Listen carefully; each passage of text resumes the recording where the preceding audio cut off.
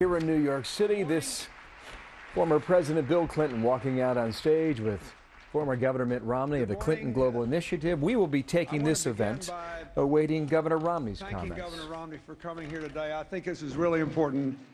If all of you who were there last night know if we can't find ways to cooperate over these issues, we can't find it anywhere. This is really important.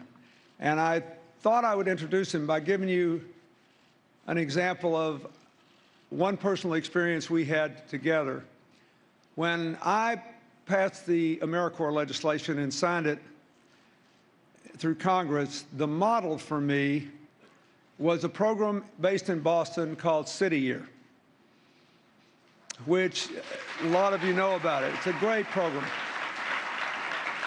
When I left the White House, there was some discussion about whether AmeriCorps would be defunded, and by that time, the largest affiliate in the United States was City Year. And the governor of Massachusetts, Mitt Romney, was on the board and had sent me a letter saying, Michael Brown's nodding his head, had sent me a letter saying, with 48 other governors, we should continue this. This is important. So I called him, and I was out of the White House, and I said, Governor, I love City Year. That's what AmeriCorps is all about. I hope you'll help me save it. And he urged the Republican Congress to continue to support City Year, and he urged the White House to do it, and they did.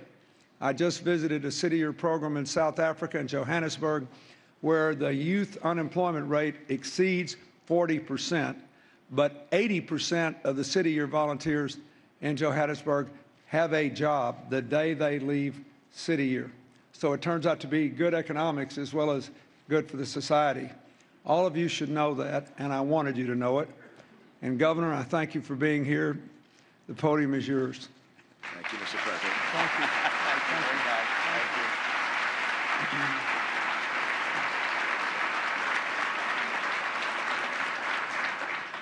Thank you, Mr. President. It's an honor to be here this morning, and I appreciate your kind words, and that introduction is very touching.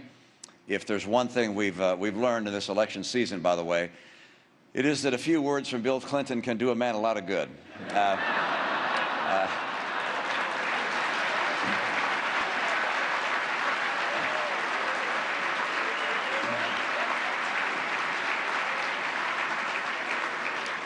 All I got to do now is wait a couple of days for that bounce to happen. So, as you know, since serving as president, President Clinton has devoted himself to lifting people around the world. And one of the best things that can happen to any cause, to any people, is to have Bill Clinton as its advocate. And that's really true for a whole series of causes, but particularly for the needy and neglected causes. If he gets behind him, it makes a real difference. And it's that kind of work that brings us here together today, and I appreciate your willingness to spend time and to listen to those that are coming with their messages. Now, there are a number of things that impress me about the Global Initiative, and one of them is that, as I've seen it from afar, I've been impressed by the extraordinary power that you've derived by harnessing together people of different backgrounds, institutions of different backgrounds and persuasions. You've been able to fashion partnerships, if you will, across the traditional boundaries, public and private, for-profit, not-for-profit, charitable, commercial. On a smaller scale, by the way, I've seen the power of partnerships like this work before. In Massachusetts, Bill Clinton just spoke about City Year. And I have right over here Michael Brown, one of the founders. This was an effort where two social pioneers, Michael and his friend Alan Casey, brought corporations and government together with volunteers to form this entity. And it was the model, as the president said, for AmeriCorps. And I actually happened to be there at the first time he visited City Year. He was there investigating the life-changing successes which were being reported in the lives of these young people who'd come together for a year of service. And as they were linked with corporate teams that worked with them. Now, I also saw the power of these kind of partnerships in 2002 when I was asked to be the head of the Olympic Winter Games in Salt Lake City. I saw what could happen when very disparate elements of a community were willing to join together in extraordinary unity. And we were able to overcome challenges that many thought would be impossible for an organization like ours to overcome. Now, the Clinton Global Initiative has also demonstrated the effectiveness of entrepreneurship and social enterprise.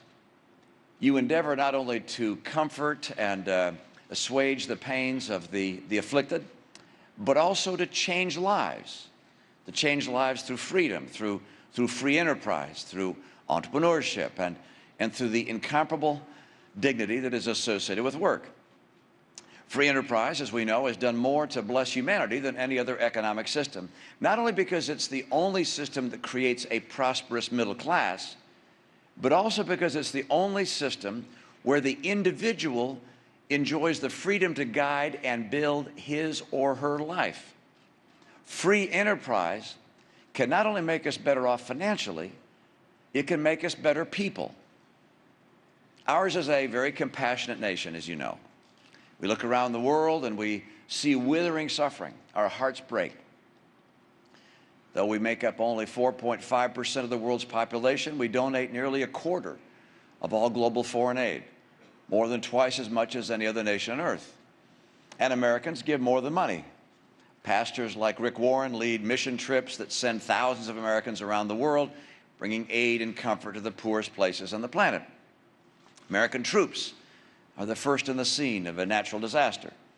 An earthquake strikes, Haiti and care packages come from all over the world, but they come first from America.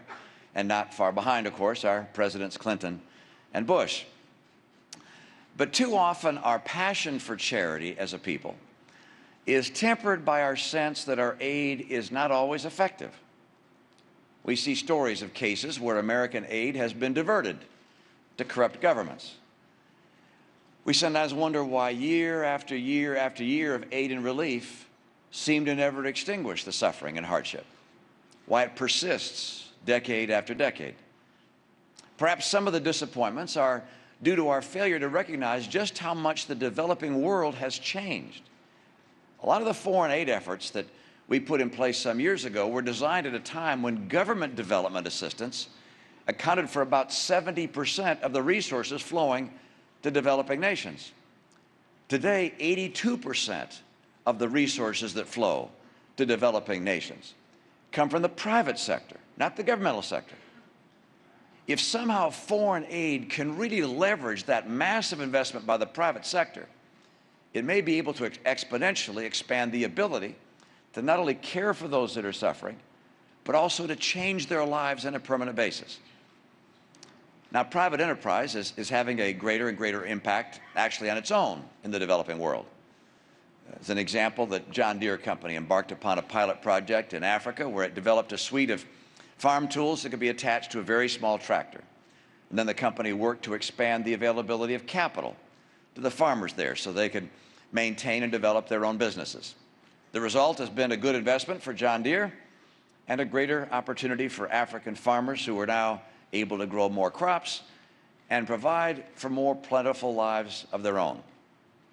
For American foreign aid to become more effective, it's got to embrace the principles that you see in these global initiatives: the power of partnerships, access to the transformative nature of free enterprise, and the leverage of the abundant resources that can come from the private sector.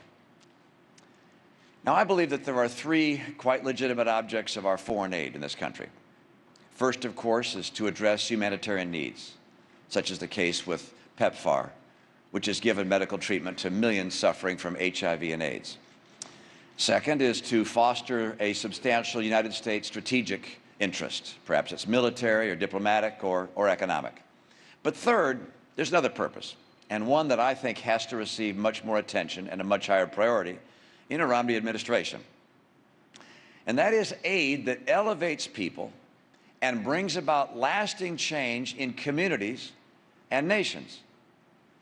As an example, a lot of Americans, including myself, are troubled by developments in the Middle East. Syria has witnessed the killing of tens of thousands of people. The president of Egypt is a member of the Muslim Brotherhood.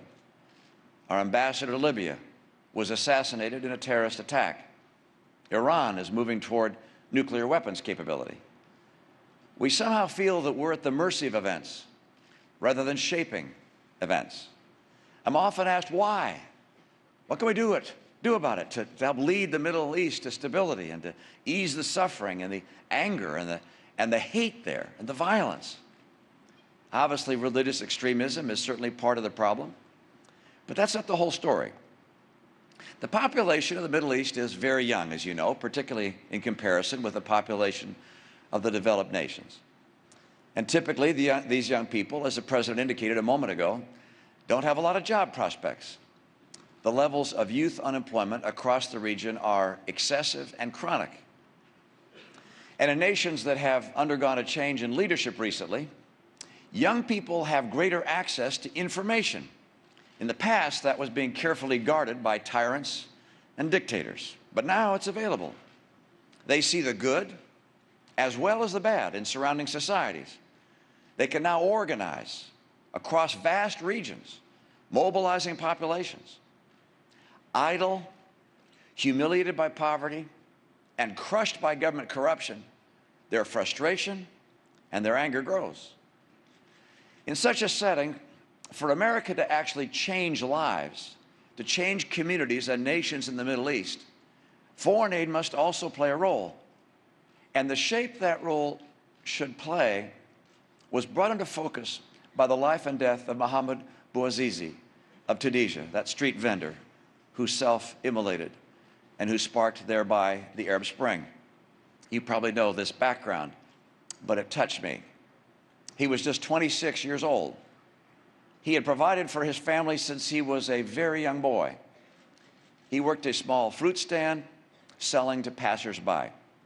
The regular harassment by corrupt bureaucrats was elevated one day when they came in and took cases of his fruit, and then they took away his weighing scales, his only real capital equipment, away from him.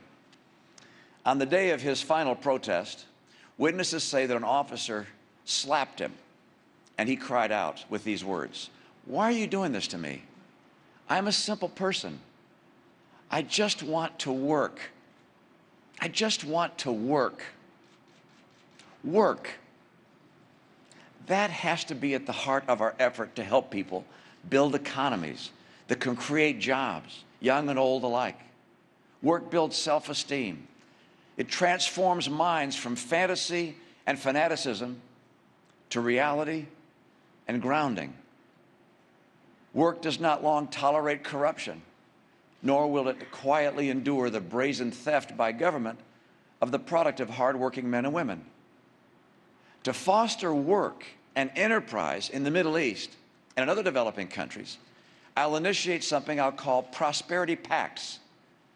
Working with the private sector, the program will identify the barriers to investment and trade and entrepreneurship and entrepreneurialism in developing nations. And in exchange for removing those barriers and opening their markets to U.S. investment and trade, developing nations will receive U.S. assistance packages focused on developing the institutions of liberty, the rule of law, and property rights. We'll focus our efforts on small and medium-sized businesses.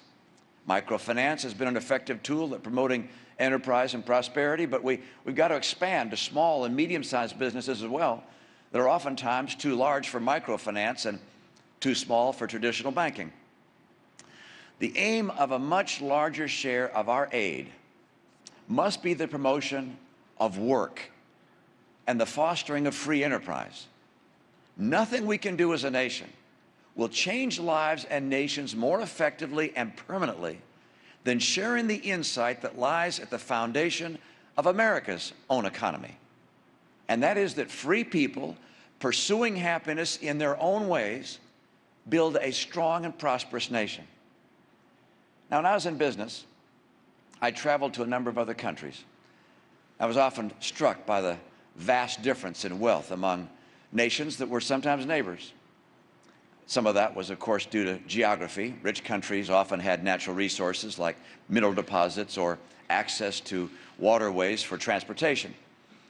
But in some cases, all that seemed to separate a rich country from a more poor one was a faint line on the map. Countries that were physically right next door to each other were, in some cases, economically worlds apart. You can think of North Korea and South Korea. I became convinced that the critical difference between these countries wasn't geography. I noticed that the most successful countries shared something in common. They were the freest. They protected the rights of individuals. They enforced the rule of law. They encouraged trade and enterprise. They understood that economic freedom is the only force in history that has consistently lifted people out of poverty and kept people out of poverty. Look, a temporary aid package can give an economy a boost. It can fund projects, it can pay some bills, it can employ some people for a time, but it can't sustain an economy, not for the long term. It can't pull the whole cart, if you will, because at some point the money runs out. But an assistance program that helps unleash free enterprise can create enduring prosperity. Free enterprise is based on mutual exchange, or rather, millions of exchanges, millions of people buying, trading, selling, building, investing. Yeah, it has its ups and downs. It isn't perfect. It's more reliable, however, and more durable. And ultimately, as history has shown, it's more successful. By the way, perhaps the best example of the good that free enterprise can do is by looking at the example of the developed world itself. My friend Arthur Brooks at the American Enterprise Institute, he's pointed out that before the year 1800, living standards in the West were appalling. A person born in the 18th century lived essentially as his great-great-great-grandfather had. Life was overwhelmed with disease and danger and early death. But starting in 1800, the West began 2 centuries of free enterprise and trade. Living standards rose, literacy spread, health improved. In our own country, between 1820 and 1998, real per capita GDP increased 22-fold. As the most prosperous nation in history, it's our duty to keep the engine of prosperity running, to open markets across the globe and to spread prosperity to all the corners of the earth. We should do it because it's the right moral course to help others of our brothers and sisters. But it's also economically the smart thing for us to do. In our export industries, the typical job pays above what the comparable workers make in other industries. And more than 1/3 of manufacturing jobs in this country are tied to exports. Sadly, we've lost over 500,000 manufacturing jobs over the last 4 years.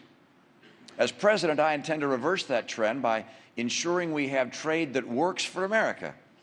I want to negotiate new trade agreements and ask Congress to reinstate Trade Promotion Authority. I want to complete negotiations to expand the Trans-Pacific Partnership and create what I call the Reagan Economic Zone, where any nation willing to play by the rules of free and fair trade can participate in a new community committed to free and fair trade. I've laid out a new approach for a new era.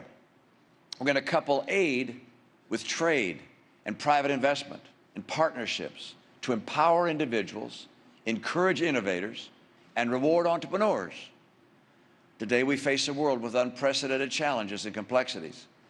We should not forget and cannot forget that not far from here, a voice of unspeakable evil and hatred has spoken out, threatening Israel and the entire civilized world. But we come together knowing that the bitterness of hate is no match for the strength of love. In the weeks ahead, I will continue to speak to these challenges and the opportunities that this moment presents us. I'll go beyond foreign assistance and describe also what I believe America's strategy should be to secure our interests and ideals during this uncertain time. A year from now, I hope to return to this meeting as president, having made substantial progress towards achieving the reforms I've outlined.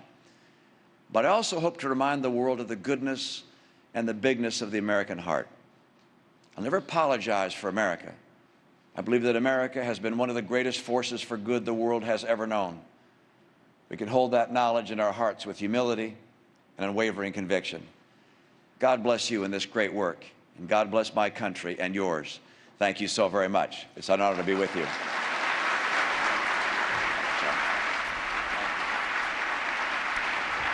Getting a standing ovation from some in the crowd there, a good portion of